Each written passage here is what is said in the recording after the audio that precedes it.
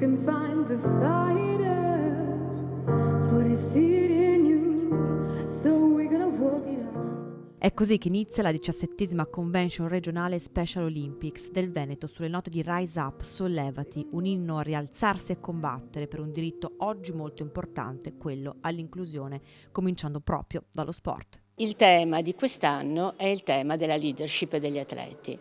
Quindi l'atleta con disabilità intellettive che attraverso lo sport può diventare una persona diciamo con tutte le capacità finalmente in evidenza. E prerogativa di Special Olympics è quella di educare allo sport unificato. Da anni ormai in tutti gli sport di squadra, ma anche in alcuni sport che non sono di squadra, come il tennis, la ginnastica artistica e alcuni altri, noi cerchiamo di portare avanti appunto lo sport unificato, quindi atleti con disabilità che si allenano, giocano e poi competono insieme ad atleti senza disabilità. Sport che attraverso la sensibilizzazione può diventare la più grande arma e strumento per abbattere quelle barriere sempre meno incombenti. Penso che forse sia lo strumento più efficace per veicolare questo tipo di concetti.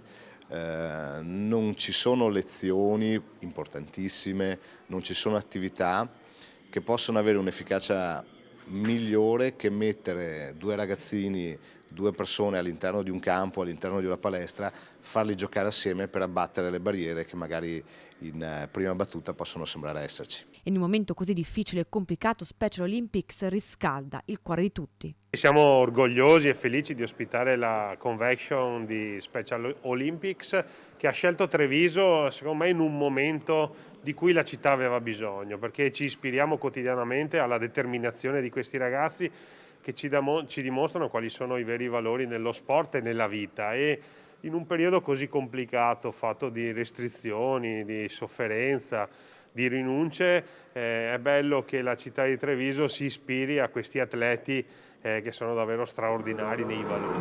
Forza Special Olympics.